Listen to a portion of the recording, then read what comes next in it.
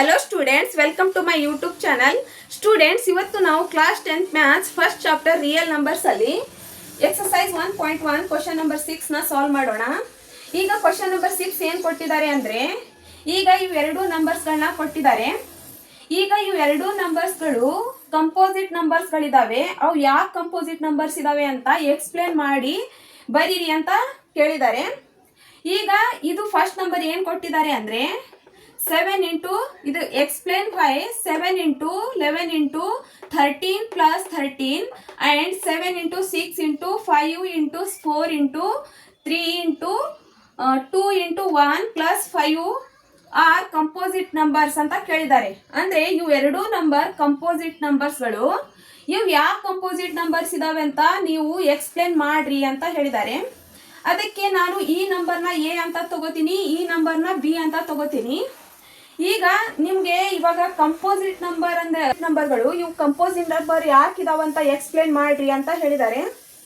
ಅದಕ್ಕೆ ನಿಮ್ಗೆ ನಾನು ಒಂದ್ ಸ್ವಲ್ಪ ರಿವಿಷನ್ ಮಾಡ್ತೀನಿ. ಕಂಪೋಸಿಟ್ ನಂಬರ್ ಅಂದ್ರೇನು ಮತ್ತೆ ಪ್ರೈಮ್ ನಂಬರ್ ಅಂದ್ರೇನು. ನಾ ಲಾಸ್ಟ್ ಕ್ಲಾಸ್ ಅಲ್ಲಿ ನಿಮ್ಗೆ ಪ್ರೈಮ್ ನಂಬರ್ ಅಂದ್ರೇನು, ಕಂಪೋಸಿಟ್ ನಂಬರ್ ಅಂದ್ರೇನು ಎಲ್ಲ ಎಕ್ಸ್ಪ್ಲೇನ್ ಮಾಡಿದ್ದೇನೆ. ಅಂದ್ರೂ ಇವಾಗ ಈ ಪ್ರಾಬ್ಲಮ್ಸ್ ನ ನಾವು ಸಾಲ್ವ್ ಮಾಡ್ತಾ ಇದೀವಲ್ಲ, ನಿಮ್ಗೆ ಇದನ್ನು ಸಾಲ್ವ್ ಮಾಡ್ಲಿಕ್ಕೆ ಈಸಿ ಆಗ್ಲಿ ಅಂತ ನಾನು ಇನ್ನೊಂದ್ಸಲ ರಿವಿಷನ್ ಮಾಡುತ್ತೇನೆ. ಈಗ ಕಂಪೋಸಿಟ್ ನಂಬರ್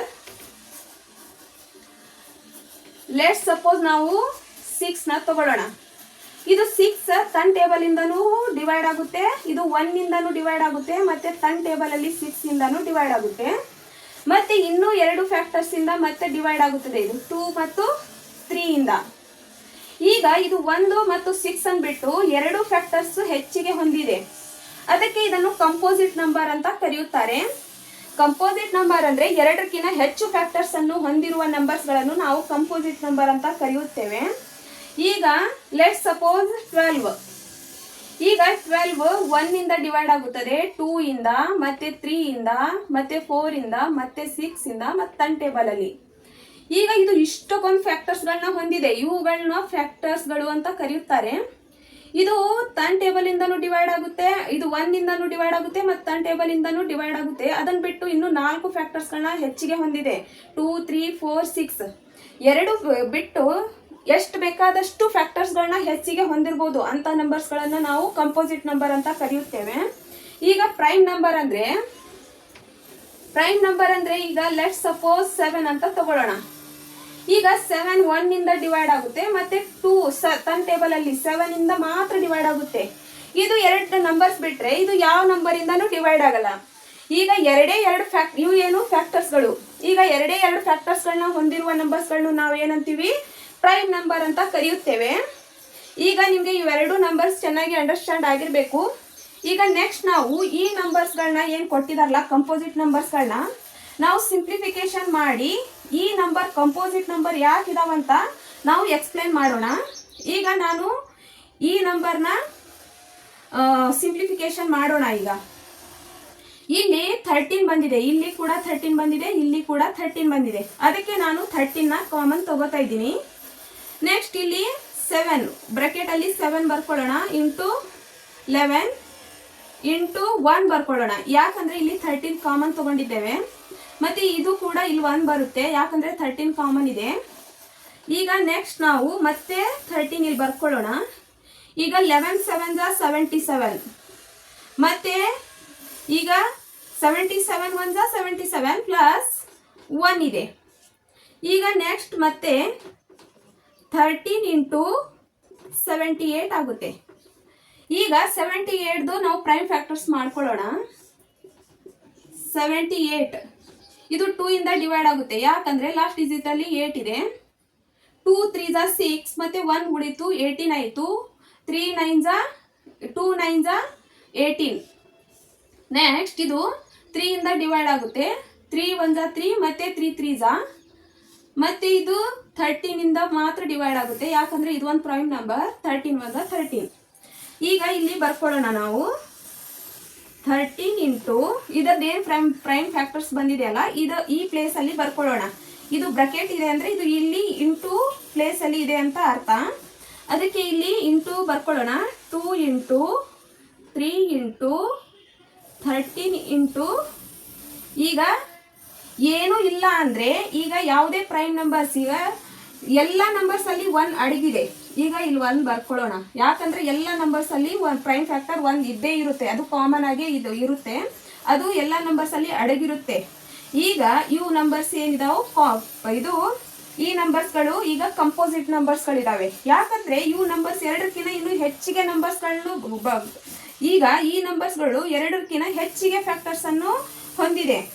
ಈಗ ಈ ನಂಬರ್ಸಲ್ಲಿ 2ಕ್ಕಿಂತ ಹೆಚ್ಚಿಗೆ ಫ್ಯಾಕ್ಟರ್ಸ್ಗಳಿದಾವೆ. ಈಗ 13 ಮತ್ತು 1 ಬಿಟ್ಟು ಈಗ 2 ಮತ್ತು 3 ಮತ್ತು 13, ಈಗ ಇಷ್ಟೆಲ್ಲ ಫ್ಯಾಕ್ಟರ್ಸ್ಗಳಿದಾವೆ. ಅದಕ್ಕೆ ನಾವು ಯಾಕೆ ಫ್ಯಾಕ್ಟರ್ಸ್ಗಳು ಇಷ್ಟಿದಾವೆ ಈಗ ಗೊತ್ತಾಯ್ತಲ್ಲ ನಮಗೆ ಇದು ನಂಬರ್ ಯಾಕೆ ಕಂಪೋಸಿಟ್ ನಂಬರ್ ಇದೆ ಅಂತ. ಯಾಕಂದರೆ 2ಕ್ಕಿಂತ ಹೆಚ್ಚು ಫ್ಯಾಕ್ಟರ್ಸ್ಗಳನ್ನ ಹೊಂದಿರುವುದರಿಂದ ಇದನ್ನು ಕಂಪೋಸಿಟ್ ನಂಬರ್ ಅಂತ ಕರೆಯುತ್ತಾರೆ. ಇಲ್ಲಿ ಬರ್ಕೊಳ್ಳೋಣ.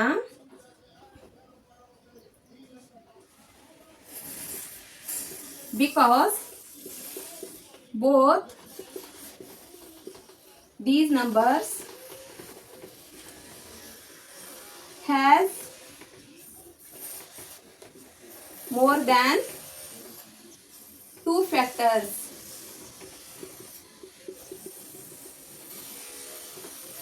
Therefore,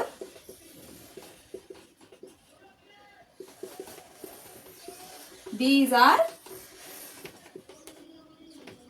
composite numbers.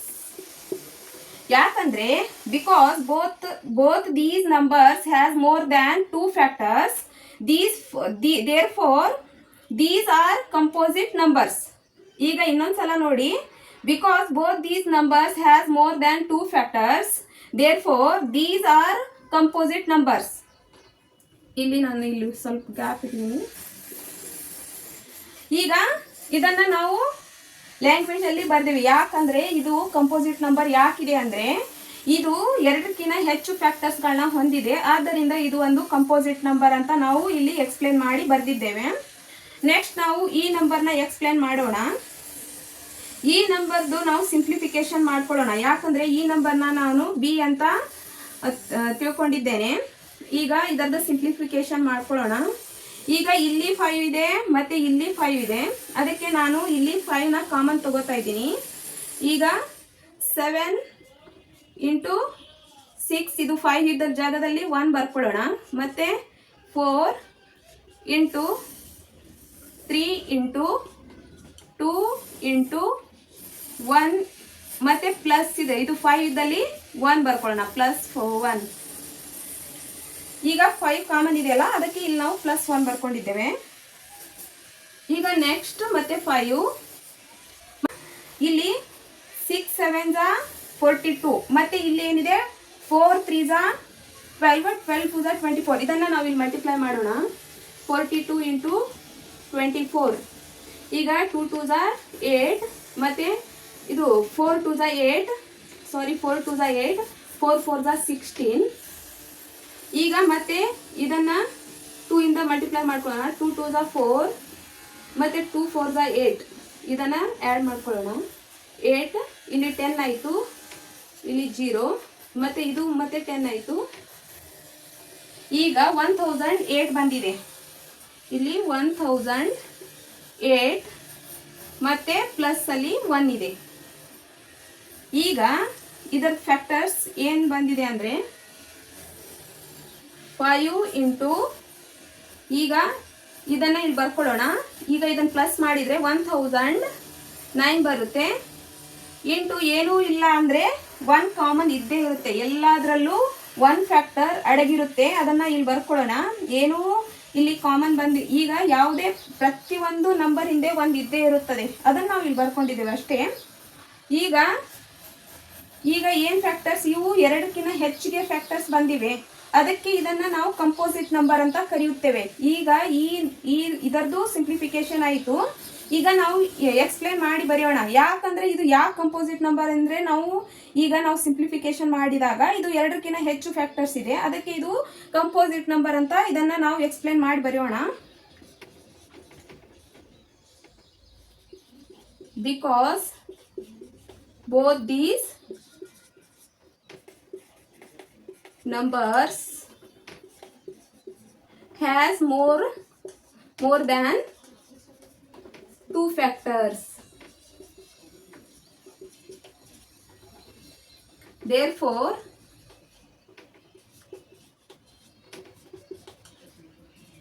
these are